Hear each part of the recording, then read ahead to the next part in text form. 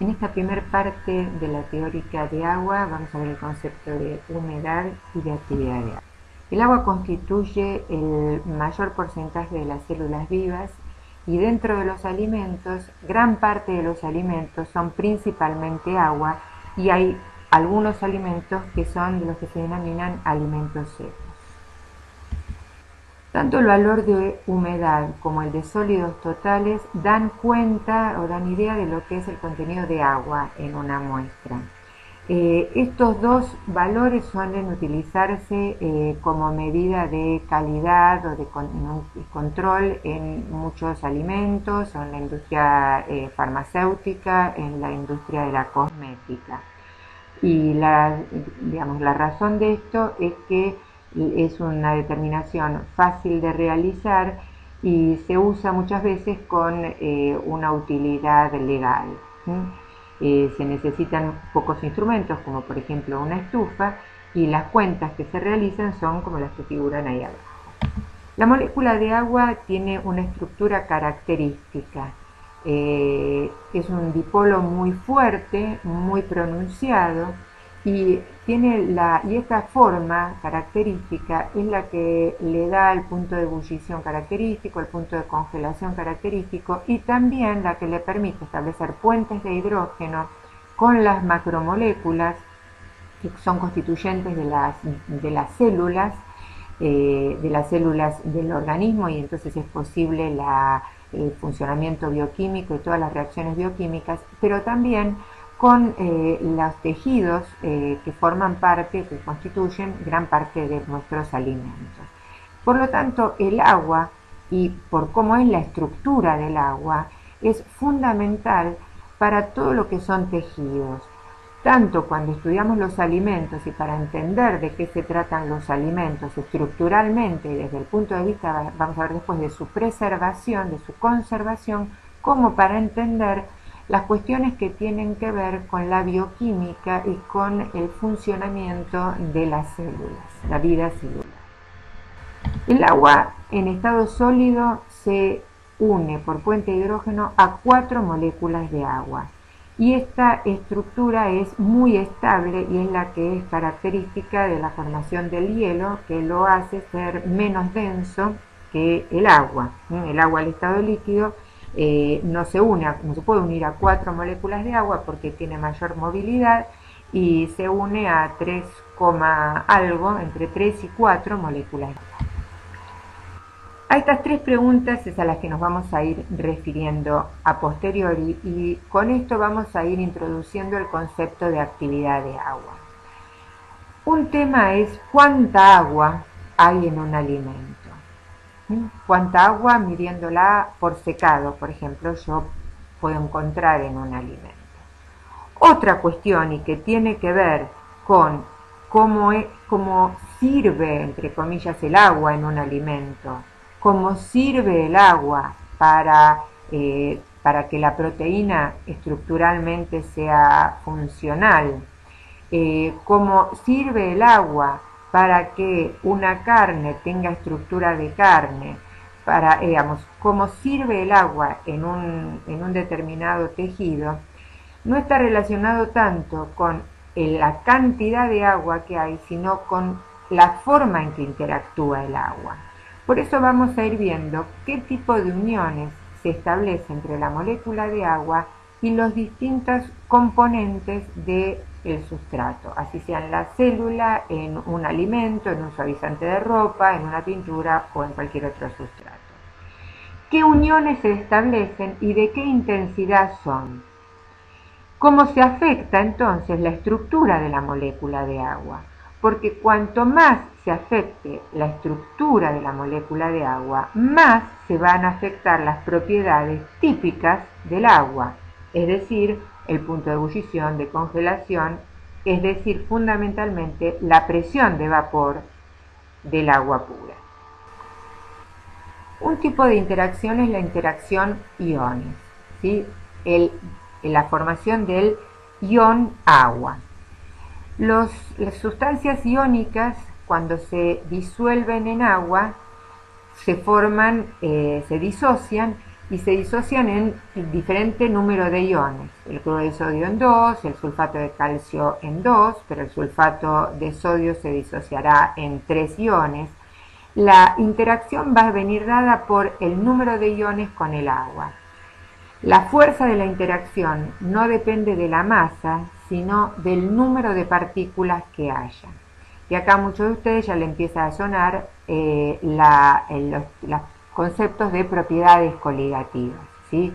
Que tienen que ver con la unión y la interacción del agua y los iones, que no importa la masa, sino el número de partículas que se estén disolviendo. Aquí vemos las características de la interacción ion-agua, ¿sí? Como vemos acá abajo, cómo se ubican los dipolos del agua con el catión y con el anión. Otro tipo de interacción se da con otro tipo de solutos, pero siempre lo que sucede es que si hay interacción soluto-agua, va a haber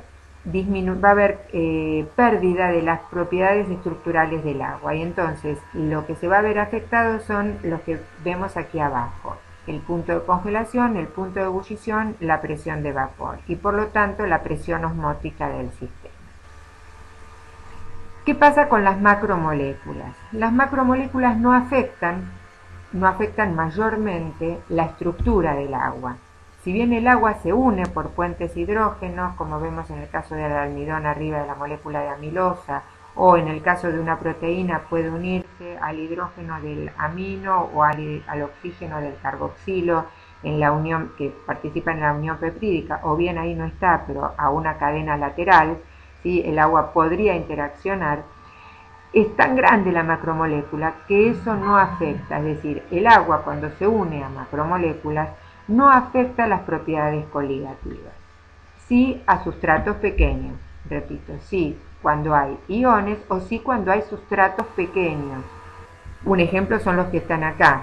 Cuando hay sustratos pequeños que se pueden ionizar, el agua favorece la ionización. Cuando hay cabezas polares, por ejemplo, cuando hay grupos aminos, cuando hay grupos carboxilos, cuando hay grupos fosfatos. También, no hay ningún dibujo de eso, pero también cuando hay sustratos pequeños como alcoholes, por ejemplo. Entonces, o como azúcares, glucosa, sacarosa, polioles, glicerol, ¿sí? Entonces, en todos esos sustratos pequeños el agua sí interacciona y ahí sí el agua puede empezar a perder su estructura y por lo tanto hay cambios en las propiedades coligativas.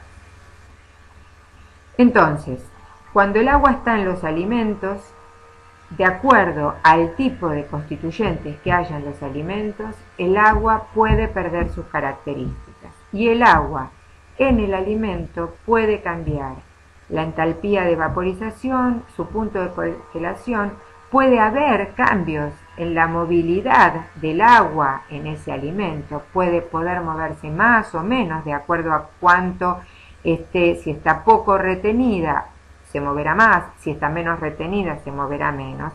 Y también el agua va a tener mayor o menor capacidad de solvatación, de solvatar a los iones o a otras sustancias que estén en ese alimento.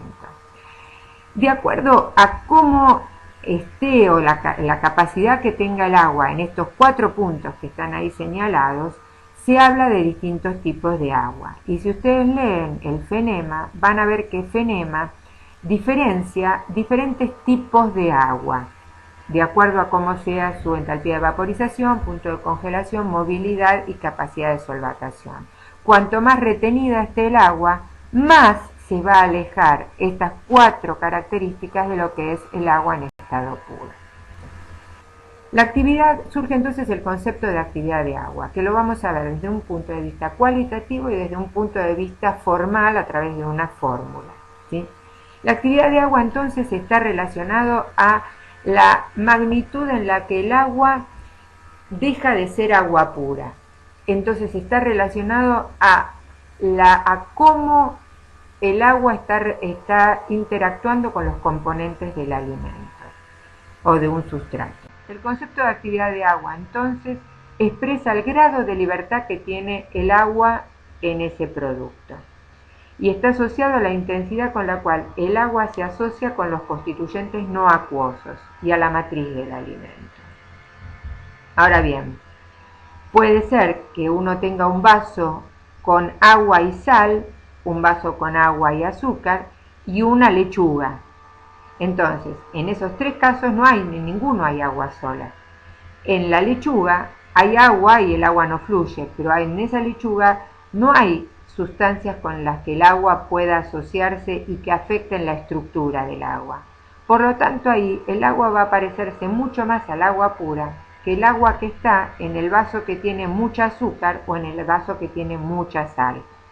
Porque tanto con el agua, con el azúcar como con la sal, el agua puede interactuar, ya sea por dipolos, ion-dipolo, en el caso de un ion, o bien por interacciones puente-hidrógeno. Y en ambos casos, el agua va a haber perdido sus propiedades coligativas. Y entonces la presión de vapor en estos dos casos va a estar disminuida seguramente y no así en una lechuga. Desde el punto de vista matemático, el AW proviene de suponer un equilibrio termodinámico. La expresión matemática del AW termina siendo, nos vamos a ir más abajo, a la de una presión de vapor relativa. Es decir, el AW se calcula como la presión de vapor del agua en ese sustrato dividido la presión de vapor del agua al estado puro, y a eso se lo denomina presión de vapor relativa. ¿De acuerdo? Lo que aparece más arriba es de dónde proviene. La actividad de agua viene, digamos, de definiciones, de deducciones matemáticas que tienen supuestos termodinámicos, supuestos de equilibrio termodinámico, en donde se tienen en cuenta las fugacidades, ¿sí? Las fugacidades de los sustratos, de un mismo sustrato, en este caso del agua, en la interfase en equilibrio. Entonces, en ese caso hablamos de la fugacidad del agua en el sustrato y la fugacidad del agua en estado puro. Cuando las presiones son bajas, la fugacidad se puede equiparar a la presión. Por eso finalmente terminamos hablando de presión de vapor relativa. La presión de vapor relativa puede expresarse también como porcentaje de humedad relativa ambiente dividido 100. Vamos a ver la transparencia aquí. En el caso 1 hay un alimento de alto contenido de agua, por ejemplo fruta, verdura. ¿Sí? Es esa bolita roja de AW095. Entonces supongamos que uno tiene un ambiente, como es el que está con punto y guión, y ese ambiente tiene una humedad relativa ambiente del 85%. Ese punto y guión sería una bolsa que es una bolsa impermeable al agua. El envase permeable al agua sería el que contiene el alimento. Entonces, el alimento que está en rojo está en una bolsa permeable al agua. Por fuera tengo un ambiente, otra segunda bolsa, que es la de guión punto, impermeable al agua. Entonces la humedad ambiente es de 85%, que es mucho más grande que lo que hay en el alimento. ¿De acuerdo? Entonces, ¿qué proceso va a pasar? El sistema tiende a llegar al equilibrio. Entonces, a medida que transcurre el tiempo, la humedad relativa va a mantenerse constante porque es mucho más grande el entorno que lo que sucede que lo que tiene el alimento. Entonces el alimento ¿qué va a ir haciendo? Va a ir perdiendo agua para equiparar a lo que hay en el exterior. Por el otro caso, si yo tengo en el otro caso una humedad relativa del 80% y hay un alimento de bajo contenido de agua, a medida que pase el tiempo el alimento va a ir tomando agua. En esta transparencia vemos una tabla de alimentos y actividad de agua. Alimentos de actividad de agua alta, media y baja. ¿Cómo se puede disminuir por tecnología de alimentos la actividad de agua? Por eliminación, por ejemplo, por el secado o por agregado de algún sustrato como sales.